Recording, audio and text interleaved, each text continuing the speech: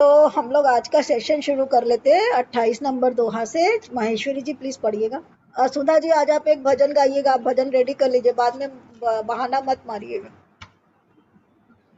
चलिए माहेश्वरी जी आप पढ़िए, आप म्यूट पर हैं। जय हाँ श्री राम। जय श्री राम। सूर कवन रावण सरिस स्वकर काट जैसीस, हुने अनलति हर्ष बहु बार साकी गौरीस। रावण के समान शूरवीर कौन है, जिसने अपने ही हाथों से सिर काट काट कर अत्यंत हर्ष के साथ बहुत बार उन्हें अग्नि में होम दिया। स्वयं गौरीपति शिवजी इस बात के साक्षी हैं। जरत बिलोके जब ही कपाला, विधि के लिखे अंक निज भाला। नर के कर आपन बद बांची, हंसे जान विधि गिरा असांची। मस्तकों के जलते समय जब मैंने अपने ललाटों पर लिखे हुए विधाता के अक्षर देखे, तब मनुष्य के हाथ से अपनी मृत्यु होना बांचकर विधाता की वाणी लेख को असत्य जानकर मैं हंसा। सौमन समझित रास नहीं मोरे, विरंचि जरठ मति भोरे। आन बीर बल सठ मम आगे, पुनि पुनि कैसी लाज पति त्यागे। उस बात को समझकर स्मरण करके भी मेरे मन में डर नहीं है, क्योंकि मैं समझता हूँ कि बूढ़े ब्रह्मा ने बुद्धि भ्रम से ऐसा लेख लिख दिया है। अरे मूर्ख, तू लज्जा और मर्यादा छोड़कर मेरे आगे बार बार दूसरे वीर का बल कहता है। कह अंगद जग माही, रावण तो ही समान को नाही। लाजवंत तब सहज स्वभाव, निज मुख निज गुण कह सिना काऊ। अंगद ने कहा, अरे रावण, तेरे समान लज्जावान जगत में कोई नहीं है। लज्जाशीलता तो तेरा सहज स्वभाव ही है। तू अपने मुंह से अपने गुण कभी नहीं कहता। अब सिर देखिए अरुस क्या हो रहा है।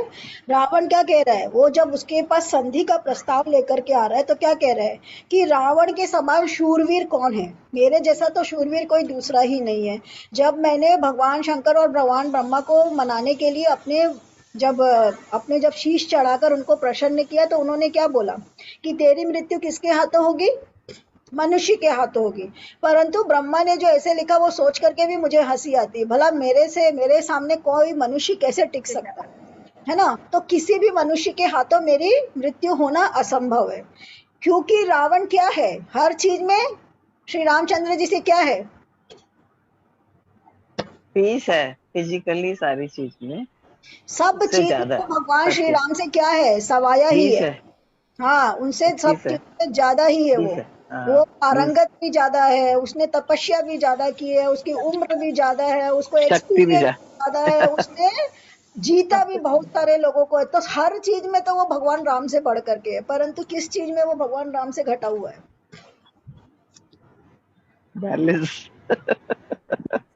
चरित्र में, उसके चरित्र, उसका जो चरित्र है वो चरित्र उसका अच्छा नहीं है। उसके पास सब कुछ होकर के भी उसके पास क्या है, अहंकार है। उसके पास सब कुछ होकर भी क्या है, वो बुरे काम में उस चीज को लगा रहा है। आपके पास में खूब सारा पैसा और आप उस पैसा को अगर क्या बोलते हैं शराब पीने में और ये सब में उसमें उड़ाओगे तो वो क्या हो जाएगा, एक दिन खत्म हो जाएगा। एक दिन खत्म हो जाएगा। और आपके पास पैसा और उस कम पैसे को आप अगर आप सत्कर्म में लगा रहे तो क्या होगा, वो उसकी बढ़ेगा। इच्छा होगा तो बढ़ेगा।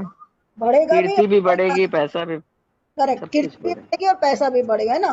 तो इसीलिए आज भी टाटा का नाम है कि नहीं है, कि टाटा बाकी सारे लोग इतने सारे लोग होते हैं परंतु किसी का इतना नाम नहीं, परंतु टाटा का नाम है। क्यों, क्योंकि उन्होंने हमेशा अपने पैसे को सत्कर्म में लगाया, लोगों के बारे में, भले के बारे में सोचा है। तो काम से। श्री रामचंद्र जी का जो चरित्र है वो शंकर जी से हर क्षेत्र में वो श्री रामचंद्र जी कमजोर है, परंतु किस रावण से क्षेत्र रावण। में वो रावण से आप बढ़कर, शंकर जी बोल रहे हैं, रावण रावण। सॉरी रावण हाँ सॉरी, हाँ हाँ। मेरा मिस्टेक, गलत। कि रावण हर क्षेत्र में श्री रामचंद्र जी से बढ़कर है ना। ज्ञान भी वो ज्यादा, प्रकांड पंडित भी वही है ना। और शिव जी के लिए रचना भी उसी ने की है। श्री रामचंद्र जी की लिखी हुई कोई रचना है क्या, कि श्री रामचंद्र जी ने आराधना करी तो ये रचना लिखी, नहीं है, रावण की ही लिखी हुई। तो हर चीज में वो उनसे श्रेष्ठ है, परंतु उसका चरित्र फिर भी बोलने के लायक नहीं है। तो उसका चरित्र खराब है। बना हुआ है ना, वो चरित्र उसका हनन हो गया, उसको अहंकार है, इसकी वजह से उसकी सारी शक्तियां क्षीण हो रही है। तो वो क्या कह रहे हैं, इसलिए वो क्या कह रहे हैं, रावण क्या कह रहा है, मेरे समान तो सूरवीर कोई दूसरा हो नहीं सकता है। और विधाता ने लिखा जरूर है कि मेरी मृत्यु किसी मनुष्य के हाथों होगी, परंतु ये हंसी की बात है। कोई मनुष्य मेरे बराबर हो ही नहीं सकता है। और एक्चुअल में उसके टक्कर का कोई मनुष्य जितना शक्तिशाली उसके पास सोने की लंका है, भगवान राम के पास में क्या है बेचारे। फिलहाल तो बेचारे जंगल में ही रह रहे जंगल में हाँ, खड़े हैं। फिलहाल तो बेचारे जंगल में रह रहे हैं और कंद मूल फल ये सब खा कंद रहे हैं। मूल फल कुछ भी खा नहीं है। रहे, अगर रावण के कंपैरिजन में देखा जाए तो सोना कुछ भी नहीं नहीं है, है ना, कुछ भी नहीं। पैसे भी नहीं है। युद्ध करने के लिए जो पैसा चाहिए वो भी नहीं है। तो क्या कह रहे कि मेरे बराबर शूरवीर कोई है ही नहीं, और मनुष्य के हाथों मेरी मृत्यु, और वो भी श्री राम के हाथों, इम्पॉसिबल। जिसके पास कुछ नहीं है वो मेरी क्या मृत्यु मेरी होगी। तो वो ऐसा सोच रहा है। उस बात को समझकर भी मेरे मन में डर नहीं, मुझे पता है कि मेरी मृत्यु मनुष्य के हाथ में लिखी है, परंतु मुझे डर नहीं, क्योंकि ये वो मनुष्य नहीं है, इसके पास मेरे बराबरी का कुछ भी नहीं। तब अंगद उससे कह रहे कि अरे रावण, तेरे समान लज्जावान जगत में कोई नहीं है। लज्जाशीलता तो तेरा स्वभाव, सहज स्वभाव ही है। तू अपने मुंह से अपने गुण कभी नहीं कहता। अब अंगद क्या कर रहे हैं, उसको क्या कर रहे हैं, टोंट बटरिंग। मार रहे हैं ना। हम लोग कौन ताना हाँ क्या बोल देते रहे हैं ना, हाँ, हाँ भाई मैंने दोनों अपने जैसा प्यार कौन से है। टॉन्ट मार रहे हैं। हाँ। हम्म, तो श्री अंगद जी क्या कर रहे हैं, टोंट मार रहे हैं उसको। क्या टोंट मार रहे हैं, हाँ भाई तुम्हारे जैसा लज्जावान दूसरा इस जगत में है ही कौन, है ना। तुम तो शीलता तुम्हारा सहज स्वभाव है, अहंकार तो तुमको छू कर भी नहीं गया है, और तुम अपना मुंह से अपना बड़ाई तो कभी करता ही नहीं है। तुमसे बेटर और है ही कौन, तुम्हारे जैसा शीलवान दूसरा है ही नहीं। आगे पढ़ो। फिर अरुसैल कथा चितरही ताते बार बीस तय कही सो भुजबल राखे उर घाली जीते हूँ सहस बाहुबली बाली। सिर काटने और क्लास उठाने की कथा चित्त में चढ़ी हुई थी, इससे तूने उसे बीसों बार कहा। भुजाओं के उस बल को तो तूने हृदय में ही टाल छिपा रखा है, जिससे तूने सहस्र बाहुबली और बाली को जीता था। तो क्या आप तो कमेंट कर रहे हैं, उसको टोंट कर रहे हैं। देखिए बाली और बलि रामायण की को याद ना दिला मजा ले लेकर के पढ़ेंगे ना तो पढ़ने में बहुत मजा आएगा, और अगर सीरियसली पढ़ेंगे तो मजा नहीं आएगा, है ना। तो मजा रहे लेकर के पढ़िए तो आपको रामायण भी बड़ा मजेदार लगेगा, किसी पिक्चर से ज्यादा इंटरेस्टिंग लगेगी रामायण, क्योंकि जितना रंग रामायण में उतने रंग कहीं पर भी नहीं है। तो अब यहाँ पर अंगद उसको कितना क्या टोट कर रहे हैं, बोल रहे हैं कि सिर काटने और कैलाश उठाने की कथा तो चित्त में चढ़ी हुई थी, क्योंकि ये तो तेरे मन में बसा हुआ कि हाँ भैया मैं बहुत बड़ा बड़ा काम कर रहा हूँ, वो तो बोल रहा है जो, और अपनी जो कमजोरियां उसको छुपा रहा है। सुन मत पढ़ो। सुनो मति मंद देहि अब पूरा काटे शीस की होई है सूरा। इंद्रजाली कहूँ कहिए न बीरा काटे निज कर सकल शरीरा। अरे मंद बुद्धि सुन सुन अब बस कर। सिर काटने से भी क्या क्या क्या कोई शूरवीर हो जाता है। इंद्रजाल रचने वालों को वीर नहीं कहा जाता, यद्यपि वह अपने ही हाथों अपना सारा शरीर काट डालता है। है ना। इंद्रजाल करने वालों को वीर नहीं कहा जाता। इंद्रजाल मतलब मैजिक करने वाला, है ना। मैजिक करने वाला क्या करता है, आपके ऊपर में सम्मोहन कर देता है, तो आप उसके उसमें आ जाते हो, मोह में आ जाते हो। वो आपको बोलता है कि सो जाओ सो जाओ सो जाओ, आपके सामने कोई ऐसा कर रहा है और उसने आपके साथ में कुछ गलत कर दिया उस टाइम पर, तो उसको आप वीर बोलेंगे क्या। वीर हम किसको बोलते हैं, वो जो युद्ध के अंदर में जा करके जीत करके आता है उसको हम करते हैं। तो क्या कह रहे हैं, तुमने जो जीत हासिल की है वो तो इंद्रजाल के बल पर, क्योंकि तुम्हारे पास में मायावी पावर है, असुर हो और तुमने मायावी पावर का लेगा। तो मायावी पावर से तुमने अपने आप को धन्य करके रखा, और मायावी पावन के कारण तुमने ये सब कुछ जीता है। तो इंद्रजाल से जीतने वाले को शूरवीर नहीं कहते। जो लोग भ्रम फैलाते हैं और जो मैजिक करते हैं उनको हम शूरवीर नहीं कह सकते। जहि पतंग मोह बस भार वही खर वृंद। ते नहीं सूर कहा वही समुझ देखी मति मंद। अरे मंद बुद्धि समझ कर देख। पतंगे मोहवश आग में जल मरते हैं, गधों के झुंड बोझ लाद कर चलते हैं, पर इस कारण वे शूरवीर नहीं कहलाते। है ना, अब कितनी सुंदर ये उक्ति है, बताइए क्या है, किसी को समझ में आई। हाँ जी हाँ जी। बोलिए, पतंगे मोहवश आग में जल मरते हैं। वो अग्नि के दिए के आगे आकर के जल मरते हैं अपने आप में इसमें। अगर कोई आग में कूद जाता है तो हम लोग क्या बोलते हैं, आग में कौन कूद सकता है, जिसके अंदर में बहुत ज्यादा शक्ति होती ना, जिसका बहुत ज्यादा क्या बोलते हैं सहन शक्ति जिसका होगा वही आग में कूदेगा। तो अगर कोई आग में कूदता है तो हम लोग क्या बोलते हैं, भैया उसके अंदर में बहुत सहन शक्ति। लोग सती की पूजा क्यों करते हैं, क्योंकि वो जीवित आग में कूदकर अपना शरीर को जला लेती हैं वो स्त्रियां, तो उतना सहन शक्ति उनके अंदर में कि आग उनके शरीर को जला रही फिर भी वो लोग विचलित नहीं होती है। तो इसलिए हम उनको वीर वीरांगना भी बोलते हैं ना, तो सती और वीरांगना बोल रहे हैं। परंतु पतंगा, पतंगा क्या होता है? पतंगा भी आग में जलकर मरता है, पर बेचारा जो लाइट को देख के मोह करता है ना, तो वो उसमें उसके हिसाब हाँ, से तो चला जाता है, तो वो वो जल क्या है, हाँ वो मोहवश जा रहा है, उसको लाइट में कुछ चमकदार चीज दिख रही है इसलिए वो उसके पास जाता है और मर जाता है। तो तुम भी कौन हो? तुम शूरवीर नहीं हो, तुम पतंगे के जैसे हो। तो पतंगे की तरह तुम मोह के पीछे पीछे भाग रहे हो, इसलिए तुमको मैं शूरवीर नहीं समझता हूँ। ऐसा कौन कह रहे हैं? अंगद कह रहे हैं रावण से। और गधों गधे से ढूंढ तुलना। बोझ लाद कर चलते, पर इस कारण में शूरवीर नहीं कहलाते। अगर गधा बोझ उठा रहा है तो इसका मतलब हम क्या बोलेंगे उसको? शूरवीर नहीं। परंतु अगर कोई इंसान बोझ उठा रहा है और अगर कोई इंसान दूसरे का जिम्मेदारी ले रहा है, तब हम उसको बोझ, उस बोझ को हम बोलते हैं कि हाँ वो सही है। परंतु गधा बोझ को उठाने को हम शूरवीर नहीं कह सकते। तो तुम जो ये अपने 10-10 सिर का बोझ उठा करके घूम रहे, तुमको हम शूरवीर नहीं समझते। अब जनी बत बढ़ाव खल कर ही सुन मम बचन मान परिहर ही दस मुख में न बसीठी आयो अस चारि रघुबीर पढ़ायो। अरे दुष्ट, अब बत बढ़ाव मत कर, मेरा वचन सुन और अभिमान त्याग दे। हे दशमुख, मैं दूत की तरह संधि करने नहीं आया हूँ। श्री रघुवीर ने ऐसा विचार कर मुझे भेजा है। बार बार अस कही कृपाला नहीं गजारी जसु बधे श्रीकाला। मन महु समुझि बचन प्रभु के रे सयु कठोर बचन सठ तेरे। कृपालु श्री राम जी बार बार ऐसा कहते हैं कि सियार के मारने से सिंह को यश नहीं मिलता। अरे मूर्ख, प्रभु के उन वचनों को मन में समझकर याद करके ही मैंने तेरे कठोर वचन सहे हैं। नाहि तकरि मुख भंजन तोरा ले जाते सीतहि बर जोरा। जाने तब बल अधम सुरारी सुने सुने हरि आ नहीं प्रिय पर नारी। नहीं तो तेरे मुंह तोड़कर मैं सीता जी को जबरदस्ती ले जाता। अरे अधम, देवताओं के शत्रु, तेरा बल तो मैंने तभी जान लिया जब तू सोने में प्राय स्त्री को हर कर यानी चुरा कर लाया है। क्या कह रहे हैं अंगद जी उससे? कह रहे हैं कि शियार को मारने से सिंह की क्या नहीं होती है? बड़ाई नहीं होती।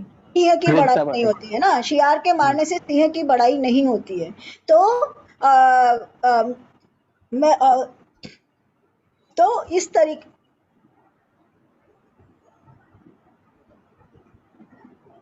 मैंने तेरे जो वचन सुने हैं, हाँ मैं उन वचनों को मन में समझकर ही मैंने तेरे कठोर वचन सहे हैं।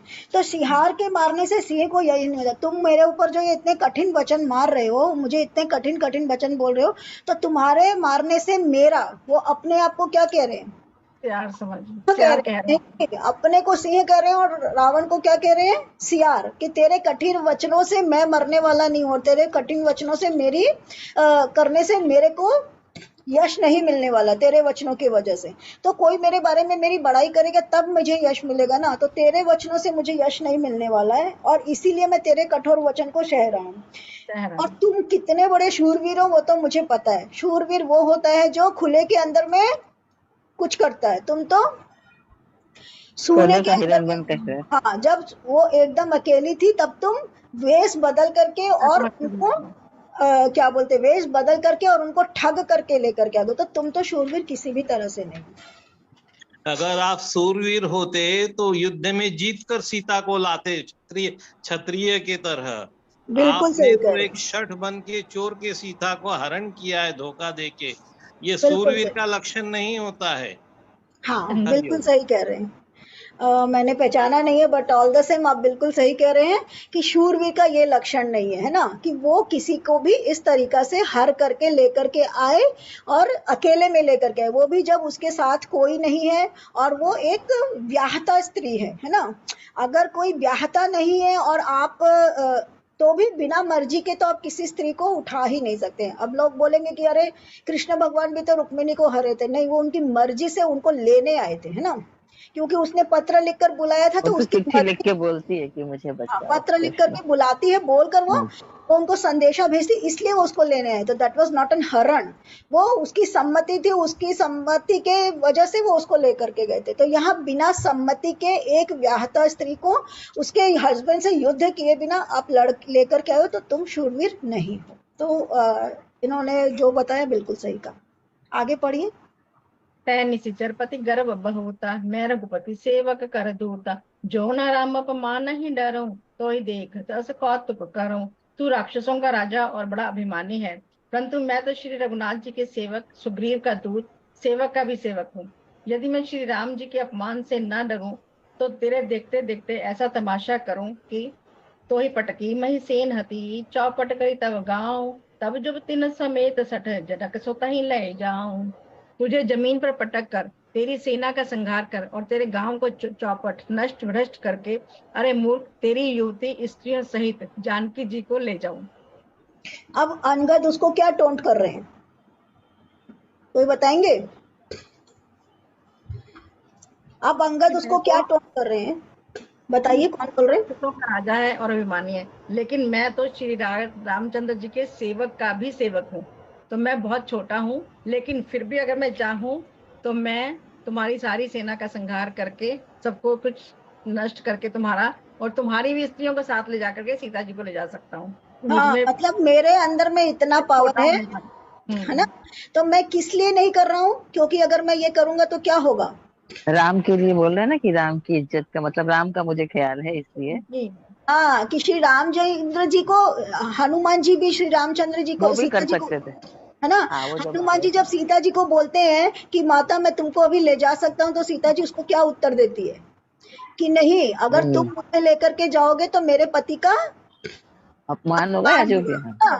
तो मेरे पति का मान जो है वो खत्म हो जाएगा, कि मेरे पति जो है वो मुझे छुड़ाने के लिए नहीं आए, तो मेरे पति का मान घटेगा, तो मुझे यहाँ रहना पड़ेगा, मैं उनका इंतजार करूंगी, परंतु मैं तुम्हारे साथ नहीं जाऊंगी। जो हनुमान जी पूरा का पूरा पर्वत को उठा सकते हो, क्या छोटी सी सीता जी को, फूल सी सीता जी को नहीं उठा सकते थे?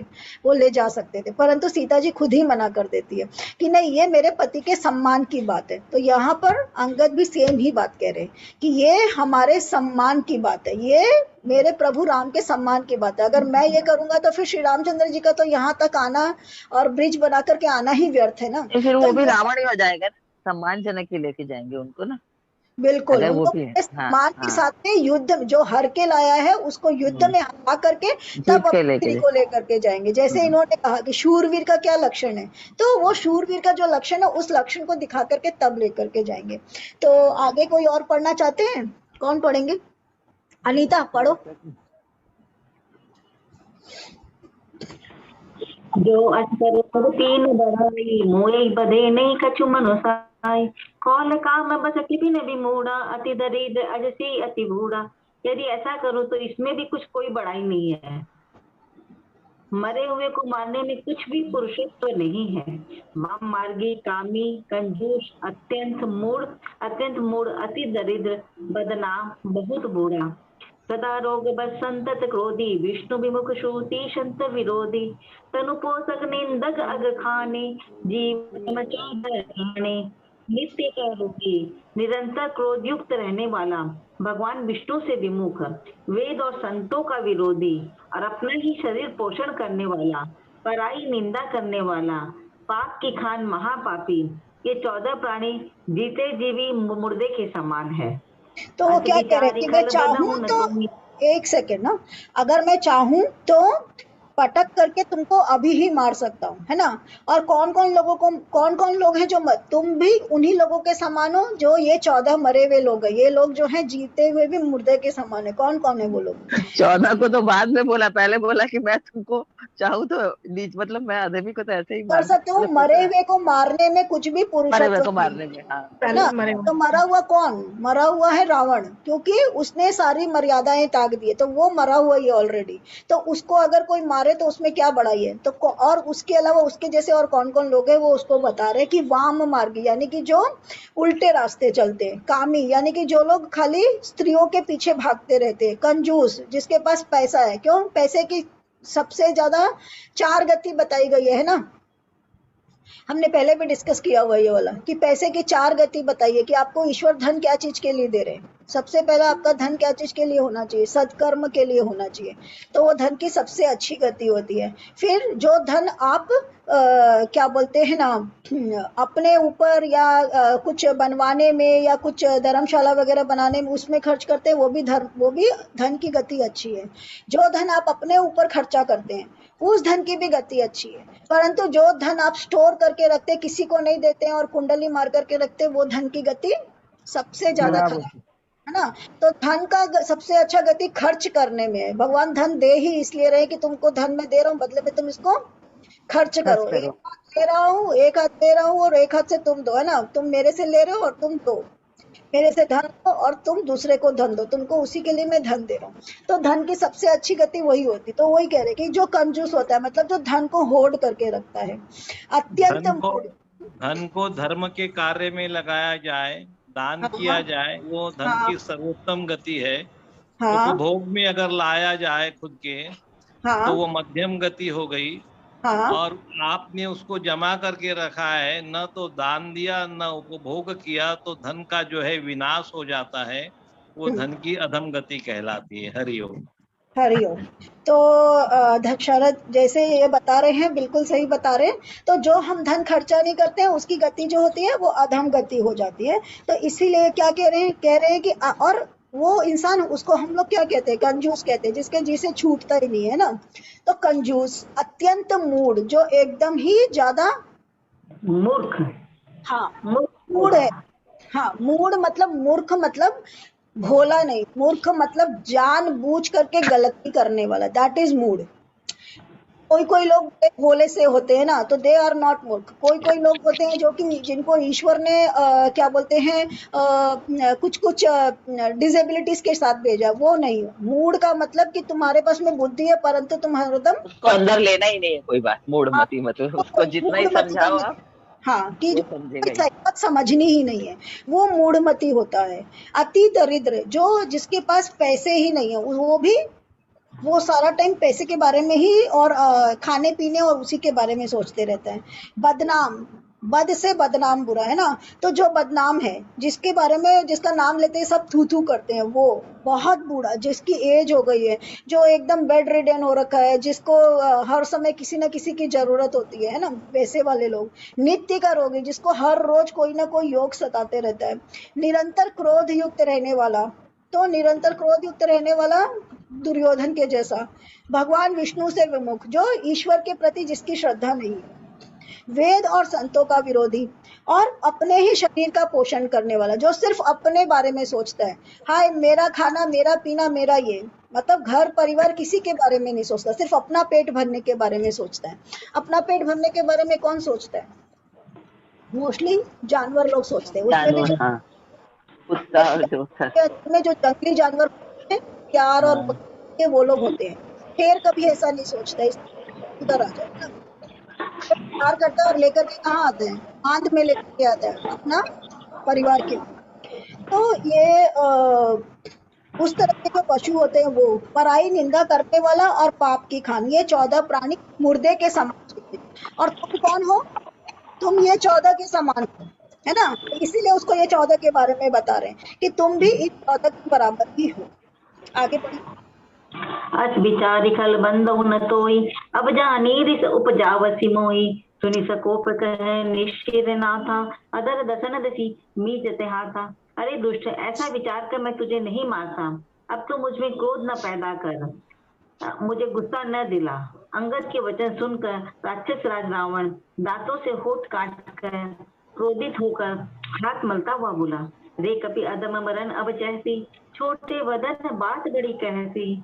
कटु जलपति जड़ कपि बल जाके, बल प्रताप बुद्धि तेज न ताके।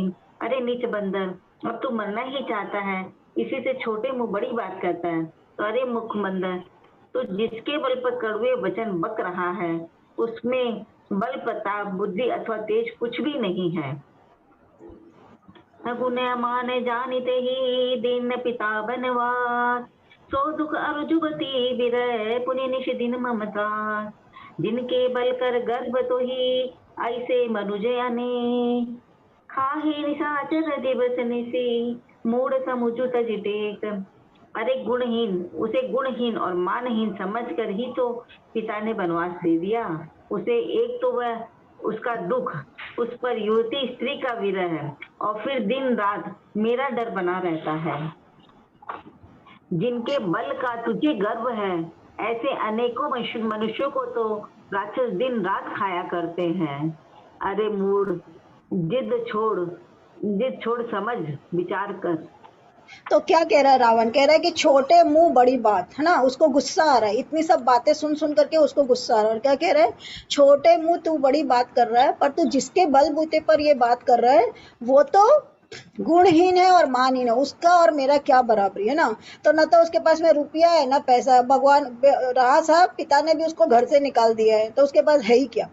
तो कुछ भी तो नहीं है। तो ऐसे मनुष्य के बारे में तो मैं सोचता भी नहीं, उसके बारे में तो मैं दोबारा पलट करके भी नहीं सोचूंगा। वो ऐसा मनुष्य है, तो उसके बारे में और को एक तो और दूसरा उसके ऊपर में सबसे बड़ी बात क्या हो गई है कि वो पत्नी के प्रति बहुत ही ज्यादा आसक्त है, तो सारा दिन विरह में ही रहता है अपनी पत्नी के। तो ऐसा हम ऐसे ऐसे इंसान से मैं क्या डरूं, है ना? ऐसे मनुष्य से मैं क्या डरूं, ऐसा रावण कह रहा है। जब ते के निंदा क्रोधवंत अति भयों कपिंदा, हरिहर निंदा सुनई जो काना, होई पाप को घात समाना। जब उसने श्री राम जी की निंदा की तब तो कपिश्रेष्ठ अंगद अत्यंत क्रोधित हुए, क्योंकि शास्त्र ऐसा कहता है कि जो अपने कानों से भगवान विष्णु व शिव की निंदा सुनता है उसे गोवध के समान पाप होता है। कटकटाने कपि कुंजर भारी, दो भुज दंड दमकी मही मारी, दौलत धरनी सभाषद खसे, चले भाजे रथ मारुत ग्रसे, भय मारुत ग्रसे। बाना शेष अंगद बहुत जोर से कटकटाई और उसने तमक कर जोर से अपने दोनों भुजदंडों को पृथ्वी पर दे मारा। पृथ्वी हिलने लगी, जिसे बैठे वे सभा से गिर पड़े और भय रूपी पवन से ग्रस्त होकर भाग चले। तो गुस्से में अंगद क्या कर रहे हैं? उन्होंने गुस्से में क्या किया? जब वो श्री रामचंद्र जी की निंदा करते हैं तो उनको गुस्सा आ जाता है, और गुस्से में वो क्या करते हैं? हमारे सामने कोई हमारे मदर फादर का अगर निंदा करता है तो क्या होता है? हम लोग को क्या करते हैं? गुस्सा आता है। गुस्सा आता है ना, हाथापाई पर ही उतर आते हैं लोग, है ना, कि तुम्हारी हाँ। हिम्मत होगी। तो वैसा ही अंगद को श्री रामचंद्र जी से वैसा ही प्रेम है, तो इसलिए उसको बड़ा तेज गुस्सा आ गया। और आकर के वो क्या किया? उसने अपने भुज दंडों को पृथ्वी पर दे मारा, भुजा को ऐसे करके मारा। उसी से, खाली उसका ऐसे करने से ही क्या हुआ है? पृथ्वी हिलने लगी, है ना? हिलने लगा। हाँ, उसमें इतना ज्यादा उसके अंदर में स्ट्रेंथ है कि वो सिर्फ अपने हाथों से ऐसे करके बैठा है, उसके अंदर में पूरी पृथ्वी हिलने लगी है और सारे लोग गिर पड़े। गिरत तुम्हारी उठा दशक अंदर, भूतल परे मुकुट अति सुंदर, कछु तैले निज सिरही ने संवारे, कछु अंगद प्रभु पास पवारे। रावण गिरते गिरते संभल कर उठा, उसके अत्यंत सुंदर मुकुट पृथ्वी पर गिर पड़े। कुछ तो उसने उठाकर अपने सिरों पर सुधार करके रख लिया, और कुछ अंगद ने उठाकर प्रभु श्री रामचंद्र जी के पास फेंक दिया। आवत मुकुट देख कपि भागे, दिन ही लुक परन बदी लागे, ही रावण करी कोप चलाए, पुलिस चारी आवत अति धाये। मुकुटों को आते देखकर बानर भागे। विधाता, क्या दिन में ही उल्कापात होने लगा, तारे टूटकर गिरने लगे, अथवा क्या रावण ने क्रोध करके 4 वज्र चलाए हैं जो बड़े धाये के साथ बड़े वेग से आ रहे हैं। क्या प्रभु हंसी जनि हृदय डराहु, मुकन असनी केतु नहीं राहु, एक किरीट 10 कंदर केरे, आवत बाली तनय के प्रेरे। प्रभु ने हंसकर उनसे कहा, मन में डरो नहीं, ये न उल्का है, न वज्र है और न केतु है। अरे भाई, ये तो रावण के मुकुट है जो बाली पुत्र अंगद के फेंके हुए आ रहे हैं। तो क्या हो रहा है वहां पर? इमेजिन कर सकता है कोई कि रावण ने ऐसे किया तो सारी की सारी पृथ्वी हिली, और उसके हिलने के वेग से क्या हुआ? रावण के सर के मुकुट जो है वो गिर करके कहाँ आ गए हैं? अंगद के पाँव के पास आ गए हैं। और अंगद के पाँव के पास आने से क्या हुआ है? अंगद ने कुछ को तो उठा करके हाँ, कुछ को उसने उठा करके जब फेंका है तो फेंका किधर है, कौन सी दिशा में फेंक दिया है? जहाँ पर जहां राम जी पर श्री बैठे। रामचंद्र जी बैठे हैं। तो पावर कितना है, सोचिए कि यहाँ से फेंक रहे हैं और वहां तक जा रहे हैं। और सोचो कि उस जमाने में, जिस जमाने के अंदर में कोई टेलीस्कोप नहीं है, कुछ नहीं है, किसकी बातें कर रहे हैं? उल्कापात की बात कर रहे हैं। जो हम लोग कहते हैं कि जो बोलते हैं एस्ट्रोनॉमिकल साइड, जहां पर कोई तारा गिर जाता है या कोई बहुत बड़ा ग्रह गिरता है। तो जिस जमाने में ये सब चीजें नहीं थी, उस जमाने में भी लोगों को समझ में आता था कि ये सब होता है ना। कोई टेलीस्कोप नहीं था। तो क्या कह रहे हैं? कह रहे हैं कि देखो, वो सोच रहे हैं कि कोई उल्कापात हो रहा है क्या, कि ऊपर से कोई तारे वारे और सारा ग्रह नक्षत्र कुछ ऐसे गिर गिर करके नीचे तो नहीं आ रहे हैं। ये सोच करके सारे वानर घबरा रहे हैं, परंतु श्री रामचंद्र जी समझ जाते हैं। कह रहे हैं कि डरो मत, ये तो रावण के मुकुट है जो पालीपुत्र अंगद के फेंके हुए आ रहे हैं। तर की पवन सुत कर गहे आनि धरे प्रभु पास, कौतुक देख भालु कपि दिनकर सरिस प्रकाश, हुआ सकोपि दसानन सब सन कहत रिसाए, डरहु कपहि धरि मारहूं सुनि अंगद मुस्काए। पवन पवन पुत्र श्री हनुमान जी ने उछल कर अपने हाथ से पकड़ लिया और लाकर प्रभु के पास रख दिया। रीछ और बानर तमाशा देखने लगे। उनका प्रकाश सूर्य के समान था। महाक्रोधयुक्त रावण सबसे क्रोधित होकर कहने लगा कि बंदर को पकड़ लो और पकड़कर बांध लो। अंगद यह सुनकर मुस्कुराने लगे। तो क्या हो रहा है? जब उन्होंने उसको भेजा तो सब वानर उसको देख देख करके डर रहे हैं, और हनुमान जी ने उनको हाथ से पकड़ करके रोक दिया है। और वो सारे के सारे चमक रहे। क्यों? रावण की लंका क्या है? सोने की है। तो मुकुट भी क्या चीज के हैं? सोने के हैं, इसलिए सूर्य की तरह चमक रहे हैं। तो 22 कैरेट खरा सोना का मुकुट बना हुआ है तो चमक रहा है ना। तो वो वैसे चमक रहे हैं। और इधर में रावण को क्या आ रहा है? गुस्सा आ गया है, क्योंकि उसके करने से उसका बेइज्जती हो गया, उसके सारे मुकुट गिरने से। तो कह रहा है बंदर को पकड़ लो और पकड़ करके मार डालो। तो अंगद को ये सुनकर के हंसी आने लगती है कि एक बार तो हनुमान जी को पकड़ करके लंका जल चुकी है, अब दोबारा फिर वही गलती कर रहा है। तो ये तो बेवकूफ से बढ़कर के बेवकूफ है, ये कभी नहीं समझेगा, है ना। मूढ़मती जिसको बोलते हैं, तो ये तो मूढ़मती है ही। तो कोई और पढ़ना चाहते हैं? पढ़िए मीना जी, आप पढ़िए। ए विधि बेगी सुबट सब धावहूं, खाऊ भालू कपि जय जय पावहूं, मरकटहीन करऊं मही जाए, जियत धरऊं तापस तो भाई। रावण फिर बोला, इसे मारकर सब योद्धा तुरंत दौड़ो और जहां कहीं रीछ वानरों को पाओ वहीं खा डालो।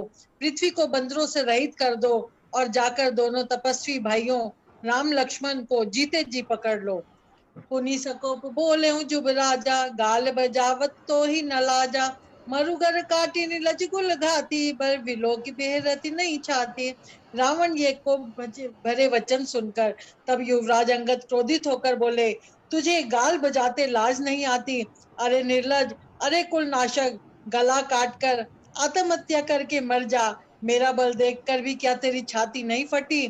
त्रेत्रिय चोर कुमारग गामी, खलमल रसी मंद मति कामी, सन्यपात जल पसितुर बाधा, भय काल बस खल मनु जादा। अरे स्त्री के चोर, अरे कुमार्ग पर चलने वाले, अरे दुष्ट, पाप की राशि, मंद बुद्धि और कामी, तू सन्निपात में क्या दुर्वचन बकरा है? अरे दुष्ट राक्षस, तू काल के वश में हो गया। या को फल पावी गो आगे, वानर भालू चपेट ही लागे, राम मनुज बोलत हसी बानी, गिरई न तब रसना अभिमानी। इसका फल तू आगे वानर और भालुओं के चपेट लगने पर पावेगा। राम मनुष्य हैं ऐसा वचन बोलते ही अरे अभिमानी, तेरी जीभें नहीं गिर पड़ी। गिरही रसना संशय नाही, सिरिन समेत समरन माही। इसमें संदेह नहीं कि तेरी जीप में अकेले नहीं वरम सिरों के साथ रणभूमि में गिरेंगी। सोनर क्यों? सोनर क्यों 10 कंद बलि, बांधियो जय एक सर, पीस्यों लोचन अंत दिग, तब जन्म कुजाति जड़। हे 10 कंद, जिसमें एक ही बाण से बाली को मार डाला, वह मनुष्य कैसे हैं? अरे कुजाती है, अरे जड़, 20 आंखें होने पर भी तू अंधा है, तेरे जन्म को धिक्कार है। तब सोनित की प्यास तृषित राम सायक निकर तजऊ तो इतनी त्रास कटु जलपक निश्चर अधम। श्री रामचंद्र जी के बाण समूह जैसे तेरे रक्त की प्यास से प्यासे हैं, वे प्यासे ही रह जाएंगे इस डर से। अरे कड़वी बकवाद करने वाले नीच राक्षस, मैं तुझे छोड़ता हूँ। तो अंगद क्या कह रहे हैं कि तुम इतने मूढ़ हो कि तुम दोबारा वही गलती करने के लिए जा रहे हो, तो तुम तो काल के वश हो गए हो। और तुम्हारी जो ये बड़ी बड़ी जो जबान चल रही है ना, ये जबान कट करके कहाँ गिरेगी, इसको मैं नहीं काटूंगा अब, और मैं तुमसे बहस नहीं करने वाला हूँ। ये तुम्हारी जो बड़ी जबान चल रही है, अब ये युद्ध क्षेत्र, रणभूमि हाँ, रणभूमि में गिर रणभूमि में ही कट करके गिरेगी। तो जिसने एक बाण से ही बाली को मार डाला, तुम क्या कह रहे हो कि वो कोई पुरुष नहीं है, वो तो स्त्री का विरही है, उसके पास क्या है क्या नहीं, तुम जो इतनी सब बातें कह रहे हो ना, तो जो एक बाण से बाली को मार सकता है वो कुछ भी कर सकता है। ये तेरी भूल है कि तू ये समझ रहा है कि वो मनुष्य तुझे मार नहीं सकेगा, तो तेरे जन्म को धिक्कार है।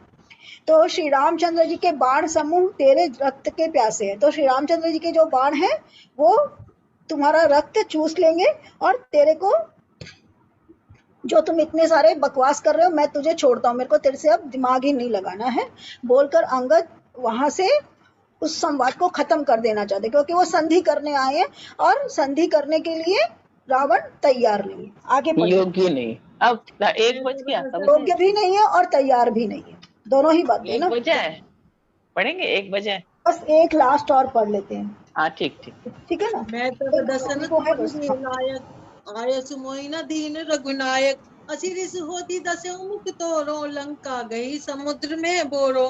मैं तेरे दांत तोड़ने में समर्थ हूँ, पर क्या करूं, श्री रघुनाथ जी ने मुझे आज्ञा नहीं दी। ऐसा क्रोध आता है कि मैं तेरे 10 मुंह तोड़ डालूं और तेरी लंका को पकड़कर समुद्र में डुबा दूं। गुलरी गुलरी फल समान तब लंका।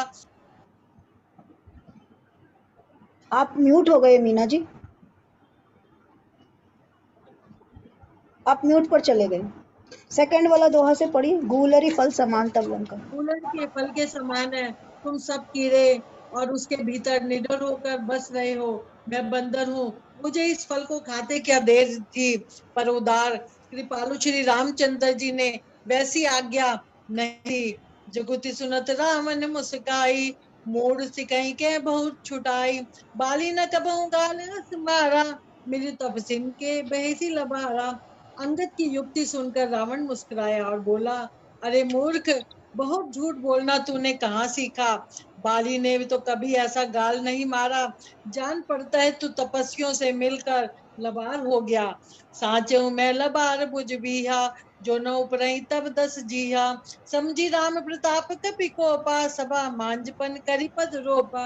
अंगद ने कहा, अरे 20 भुजा वाले, यदि तेरी 10 जीभ में मैंने नहीं उखाड़ ली तो सचमुच मैं लाभारी हूँ। श्री रामचंद्र जी के प्रताप को समझकर स्मरण करके अंगद क्रोधित हो उठे और उन्होंने रावण की सभा में प्रण करके दृढ़ता के साथ पैर रोक दिया। अंगद ने अब यहाँ क्या किया है, वो क्या कर रहे हैं, वो उनसे बहस नहीं करना चाहते है ना। तो बहस नहीं करना चाहते तो क्या कह रहे हैं कि अब तो तुमसे युद्ध क्षेत्र में ही मुलाकात होगी। तो जब वो ऐसा कह रहे हैं तो रावण क्या बोल रहा है, बोल रहे हैं कि अरे तुम तो बड़ा झूठ बोलने लगे हो कि श्री रामचंद्र जी जो है उन्होंने एक ही बाण से उसको मार डाला और ये कर दिया। इतनी बड़ी बड़ी बातें करे, जो हम लोग क्या बोलते हैं, जो बड़ी बड़ी बातें करता है उसको हम लोग क्या बोलते हैं, क्या बोलते हैं, दो वो आता है, मुहावरा आता है। गाल बजाना, क्या बोलते हैं, हम लोग बोलते हैं गाल बजाना, गाल बजाना। वो तो तुलसीदास जी बोल रहे हैं। हम लोग क्या बोलते हैं, नॉर्मल भाषा में क्या बोलते हैं, जो बहुत बड़ी बड़ी बातें करते हैं। अब हम लोग नापते बोलते हैं, नापते 100 गज हम 8 गज, उसको क्या बोलते हैं बता। हाँ, डींग हाँकने वाला, करेक्ट, डींग हाँकने वाला। किसने बोला, हाँ डींग हाँकने वाला, तो बड़ी बड़ी डींग हाँकता है ना जो, तो वही अपने मियाँ मिट्टू बनना भी बोलते हैं, अपने हाँ, मियाँ मिट्टू बनना। करेक्ट करेक्ट, अपने मुंह मियाँ मिट्टू बनने वाला, और जो बड़ी बड़ी डींग हाँकता है। तो वही कह रहे हैं, तुम बड़ा फेंकू है, हाँ, जो अपनी अपनी बातें ही अपना अपना डींग हाँक रहा है। तो जब रावण ये बोलता है तो क्या हो रहा है, अंगद को बड़ा तेज गुस्सा आ जाता है, बोलता है अब तो इसको दिखाना ही पड़ेगा ना, सबक सिखाना ही पड़ेगा। वो बेचारे जाना चाहते हैं, परंतु वो उसको क्या कर रहा है, बार बार पॉइंट कर रहा है, नाक कर रहा है, रावण कर रहा है नाक उसको। तो वो अपना पाँव क्या करते हैं, जमीन पर एक जगह रोप जमा देता हूँ, दे यानी कि जैसे हम लोग नींव का पत्थर होता है कुछ उसी तरीका से अपना पाँव को वहां पर एकदम जमा करके दे खड़े हो जाते हैं, जमा करके खड़े हो जाते हैं कि अब मैं जमा करके खड़ा हो गया हूँ। अब देखो क्या होता है, आगे पढ़िए। जो मम चरण सकैसी सटटारी, फिरहि राम सीता मैं हारी। सुनो सुबट सब कह दस सीसा, पद कहीं धरनी पछाड़ों कीसा। और कहा, अरे मूर्ख, यदि तुम मेरा चरण हटा सके तो श्री राम जी लौट जाएंगे। मैं सीता जी को हार गया। रावण ने कहा, हे सब वीरों सुनो, पैर पकड़कर बंदर को पृथ्वी पर पछाड़ दो। अब इंद्रजीत अंगद क्या कर रहे हैं, उसने क्या बोला कि तू बड़ी बड़ी डींग हाँकते हैं, तुझे तेरी बातों की मेरे नजरों में कोई वैल्यू नहीं। तब वो क्या बोले, वो क्या कर रहे हैं, एक और बहुत बड़ा डींग हाँक रहे, कह रहे कि ये पाँव को तुम अगर हटा करके दिखा दो ना तो मैं यहाँ पर प्रण ले रहा हूँ कि श्री रामचंद्र जी लौट जाएंगे। सिर्फ मेरा पाँव हटा करके दिखा दो, मैंने ये पाँव यहाँ पर जड़ दिया है। मैं अगर बहुत बड़ी बड़ी बातें बोलता हूँ ना, तो अगर तुमको लग रहा है कि मैं बड़ी बात बोलता हूँ तो चलो ये मेरा चैलेंज को एक्सेप्ट करो, है ना। फिर तुम जान जाओगे कि मैं बड़ी बातें करता हूँ कि मैं छोटी काम बातें। सही बातें करते सही बातें करता हूँ, करेक्ट। तो वो कह रहे कि मेरा पाँव को बस हटा करके दिखा दो, अगर तुम ये कर लिए तो मैं मान जाऊंगा कि मैं डींग हाँकता हूँ और फिर श्री रामचंद्र जी भी लौट जाएंगे। उतना भी मैं गारंटी लिख करके दे रहा हूँ, स्टैम्प पेपर पे लिख के दे सकता हूँ कि वो चले जाएंगे सीता जी भी को छोड़ छाड़ करके, खाली तुम इसको हटा के दिखा दो, है ना। इंद्रजिताधिक बलवाना, हर्षि उठे जय ते भटनाना। जपटई कली बल विपुल उपाई, पद न टरई बैठे सिर नाई। इंद्रजीत, मेघनाथ आदि अनेकों बलवान योद्धा जहां तहां से हर्षित होकर उठे। वे पूरे बल से बहुत से उपाय करके झपटते हैं, पर पैर टलता नहीं। तब सिर नीचा करके फिर अपने अपने स्थान पर जा बैठते हैं। उठी पुनी उठी झपटई सुर आराती, टरई न कीस चरण यही भांति। पुरुष को जोगी कीनी और गारी, मोह विटप नहीं सके उपारी। काक भुषुंडी जी कहते हैं, वे देवताओं के शत्रु राक्षस फिर उठकर झपटते हैं, परंतु हे सर्पों के शत्रु गरुड़ जी, अंगद का चरण उनमें वैसे ही नहीं टलता जैसे कि योगी विषि पुरुष मोह रूपी वृक्ष को नहीं उखाड़ सकते। कोटिन मेघनाथ सम सुबट उठे हर्षाई, झपटई टरी न कपी चरण, पुनि बैठे सिर नाई। करोड़ों वीर योद्धा जो बल में मेघनाथ के समान थे, हर्षित होकर उठे। वे बार बार झपटते हैं, पर वानर का चरण नहीं उठता। तब लज्जा के मारे सिर नवाकर बैठ जाते हैं। भूमि न छाड़त कपि चरण, देखत रिपु मद भार। कोटिन विघन ते संत कर, मन जिमि नीति न त्याग। जैसे करोड़ों विघन आने पर भी संत का मन नीति को नहीं छोड़ता, वैसे ही वानर अंगद का चरण पृथ्वी को नहीं छोड़ता। यह देखकर शत्रु रावण का मत दूर हो गया। अब क्या हुआ है, सब लोग मिलकर के कोशिश कर रहे हैं कि अंगद जी का पांव हटा देना। तो रावण के जो राक्षसों की सेना है, वो इंद्रजीत, सारे के सारे मिलकर के सबने कोशिश कर ली, है ना। तो सब आ रहे हैं, आकर के उनका पांव उठाने की कोशिश कर रहे हैं, परंतु उनका पांव जो है वो हिलता ही नहीं है। तो जब उनका पांव हिलता नहीं है तो फिर क्या होता है, रावण का जो घमंड है वो अपने आप चूर हो खत्म हो जाता है। जाता है, घमंड चूर हो जाता है कि उसका पाँव को कोई हिलाने में समर्थ नहीं है। तो ये जो बोलता है ये डींग नहीं आता है ना, ये जो कह रहा है इसकी बात में तो दम है। हम लोग क्या बोलते हैं, ठाया है। जो कोई ऐसा इंसान होता है उसको हम लोग क्या बोलते हैं, मारवाड़ी में ठाया बोलते हैं कि बहुत ठायो भाई बिना की बात, तो है ना। तो कुछ वैसा ही है, बेटा ये तो ठाया है ना। तो इसकी बात तो बड़ी सही है। तो इसने जो बोला वो करके दिखाया, छुट्टी था माली उनका वो दूर हो जाता है। तो आज के लिए इतना ही, हम लोग 34 नंबर दोहा पे समाप्त करते हैं। कल हम लोग इससे शुरू करेंगे। हम लोगों का कम से 20 से 22 दोहा से करीबन निकल गया होगा, है ना, रावण और अंगद का संवाद में ही।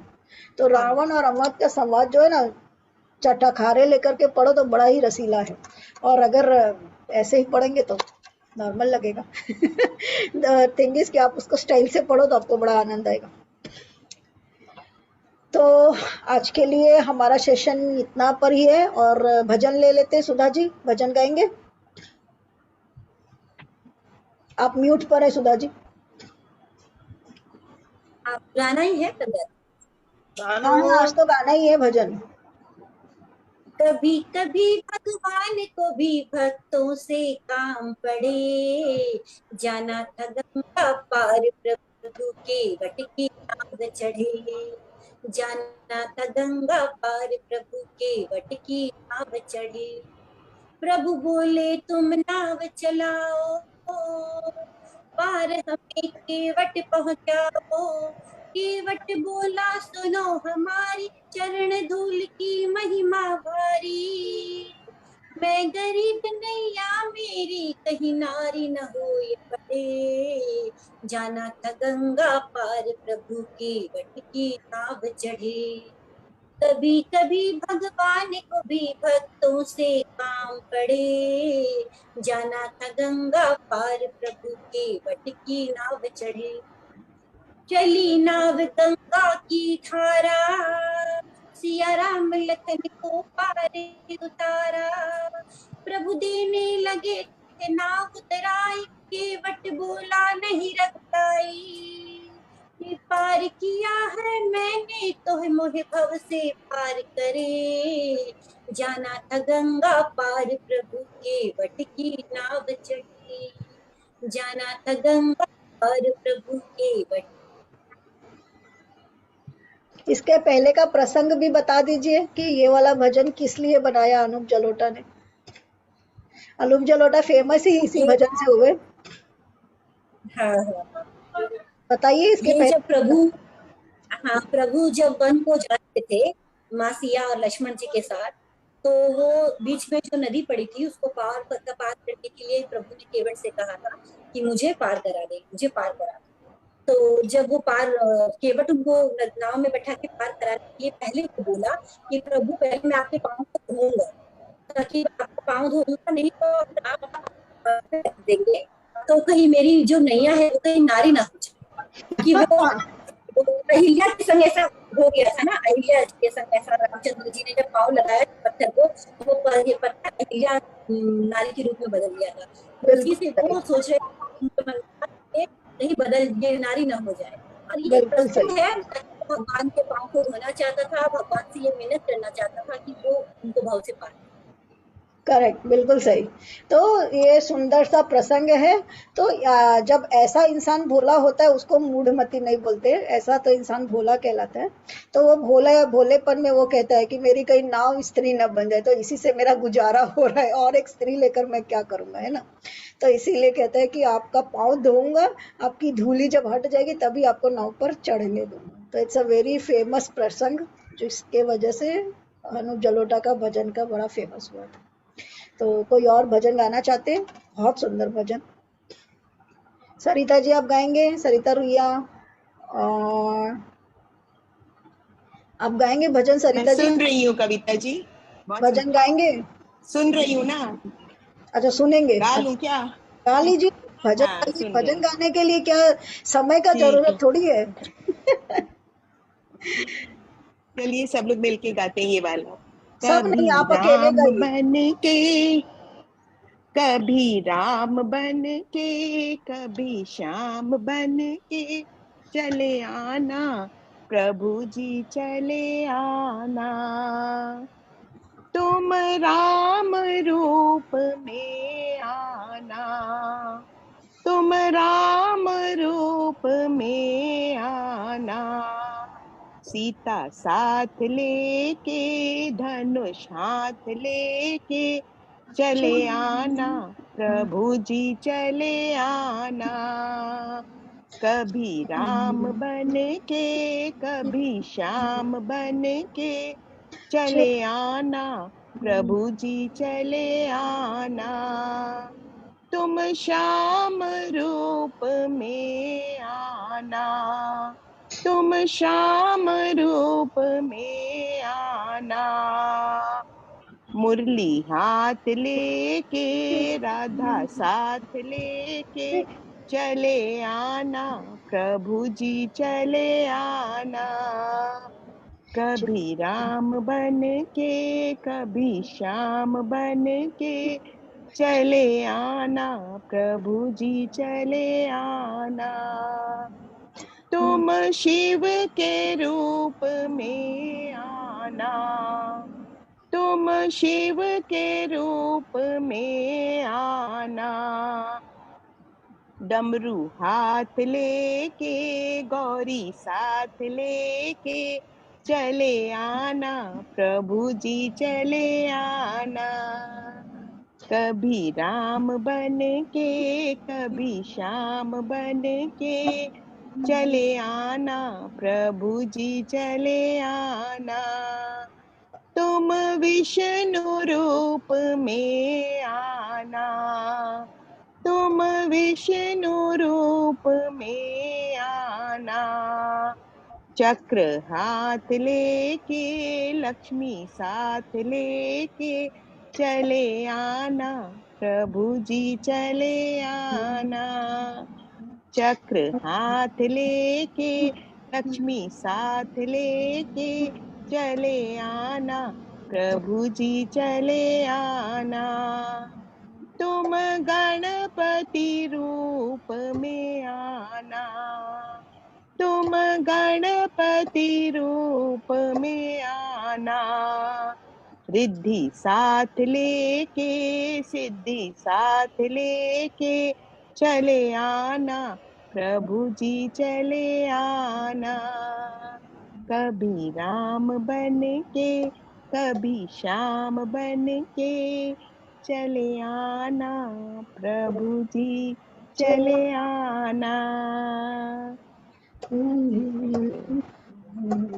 नेट चला गया था थोड़ी देर के लिए, तो क्या मैंने कहा था, क्या हुआ अहिल्या वाला? क्या चीज?